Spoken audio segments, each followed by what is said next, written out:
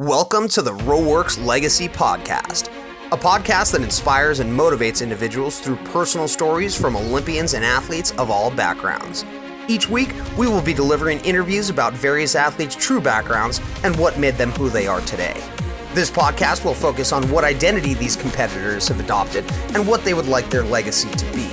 We're going to offer some hard-hitting and inspiring stories of great athletes and what it takes to be the best. Now here's your host, Ironman competitor and national team rower, Jack Nunn. Hello everyone, this is Jack Nunn with Roworx Fitness. Today is an exciting day because we're starting our first ever Roworx Legacy Podcast. So what does that mean? It means that we're going to bring forward some inspiring athletes and get you motivated weekly. It means that this is a series of shows offering every week. The show is going to inspire my love for multi-sport, in particular for the Olympics, and the lasting legacy that those Olympics leave for kids, for opportunities, and for so much more. I'm going to show you what it takes to be an all-around athlete, inspiring just others through generations. As you know, or may not know, my father, John Nunn, was an Olympic athlete. He won a bronze medal in the 1968 Olympic double sculls in Mexico City. High altitude, lots of factors there, interesting stories. He was also the Olympic men's rowing coach for the 76 team in Montreal for the men's sculling team. He's a living Olympic legend. And when growing up with that legend, his influence on me was absolutely essential with determination, hard work, patience, and life values. I grew up playing baseball, soccer, ice hockey through his East Coast influence, sometimes at the same time, all these sports. High school, I came home one day and I was like, I'm burned out, I quit.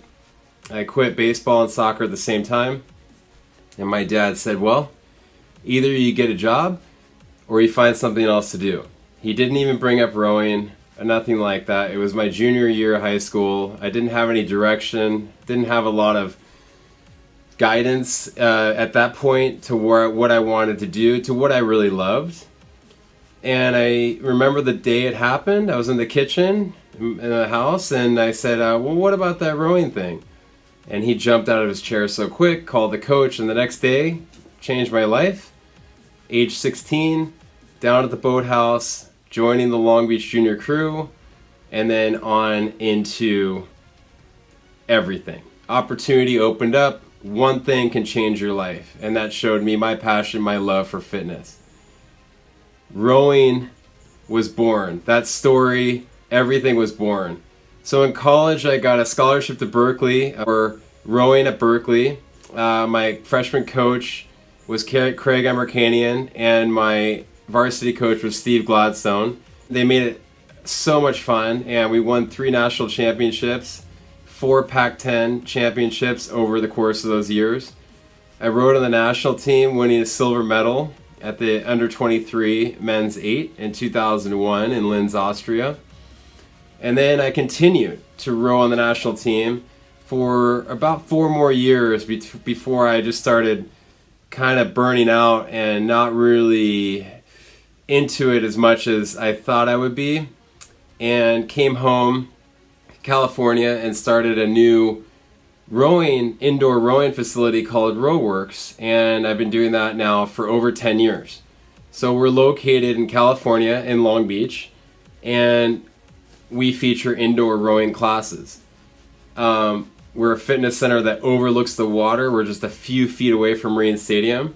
We're also a California historical landmark. We're still running classes today on a daily basis. And this is the first of its kind. Other gyms and fitness centers can claim they're the first, but we are actually the first ones in California pretty much to do indoor rowing specific classes. And throughout those classes, I tell lots of stories, as my members know, whether it be coaches or background or other people throughout my life that have influenced myself. And it all started there in Long Beach. And our classes are located at Marine Stadium. That was the site of the 1932 Los Angeles Olympic Games. The Marine Stadium and the Coliseum which everyone knows, are the only two things left from that Olympics in 1932. Lots of history there. So not only when you come down, you get a workout, you get inspired, you get some stories, and you also get a California historical landmark right there. So it's pretty cool. And my alma mater, actually, Berkeley, UC Berkeley, won a gold medal at the 1932 Olympics. Now, most of you know the story of Boys in the Boat, where University of Washington beat Berkeley, qualified for the Olympics, and then that totally crazy story of them winning the gold medal in 1936. So what you don't know is maybe Berkeley had won 3 gold medals at various Olympics, and one of them being in Long Beach, California. So this venue was also, talking about a little bit of legacy, segue, the legacy of that course then brought my father from the East Coast. He graduated from Cornell University. My father moved to Long Beach in 1967 to train for the Olympics, Mexico City, and he qualified and went on to represent the USA in the double sculls in 1968 and won himself a bronze medal along with his doubles partner Bill Maher. So legendary. Now, why is this important? Well, the only other boat from that year to win an Olympic medal was the assault on Lake Casitas, the gold medal by Brad Lewis in 84 at the 84 Games. Now, if you remember, the Soviets did not come, or the Eastern Bloc countries did not come to the Olympics because they boycotted the 84 Olympics. So, they won the gold medal. Since then, no medals in the sculling boats for the USA. So every time the Olympics progresses, my dad becomes more famous. It's just how it is. So growing up as the only boy, as his son, being a rower, lots of pressure, big shoes to fill.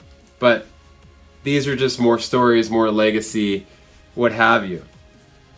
Now, at that same venue at Marine Stadium, the 68 trials, like I said, happened, and they kept it, and they used that same facility, that same venue, for the 1976 Olympic trials for the women events. Now, the women entered the Olympics in 1976, so that was the first year they were able to row, and their rowing course was 1,000 meters back then. So fast forward again, 84, legacy again. 84, that venue was used for, again, qualification standards for the women's rowing events. The sailing events for the U.S. Olympics in LA at 84 were also located at Marine Stadium. Now they're talking about the 2028 Olympics being a possible venue for Marine Stadium once again. So incredible use, incredible history there, incredible inspiration, really, to know that you're rowing at a facility that was used the last 100 years. And Berkeley, Washington, and all these crews coming together with rowing and other sports, sailing and swimming. Triathlon is one of the Olympics, and there's 7 sports going to be in Long Beach for the 2028 Olympics that are slotted right now. So a ton of history there. So where do I come with my legacy? Well, the legacy personally for me comes from 1984. Prior to that, 68, my father. I wouldn't be here if he wouldn't have moved out to Long Beach from the East Coast to train for the Olympics to qualify. Met my mom, got married, and then the rest is history, right? Well, 84, the teams came out here at Lake Casitas, and they competed, and they said, we're not going to ship our boats back because it's too expensive, we'll just leave them here. So the 84 Foundation was founded, and they dispersed those boats across California and across the western United States to programs for kids who are learning how to row. Here's where it gets good. So 1987, the Long Beach Junior Crew is established. I start rowing in 1996, and I am using the boats that were used at the 84 Olympics. Now they're aged, but that started the whole process. Again, legacy.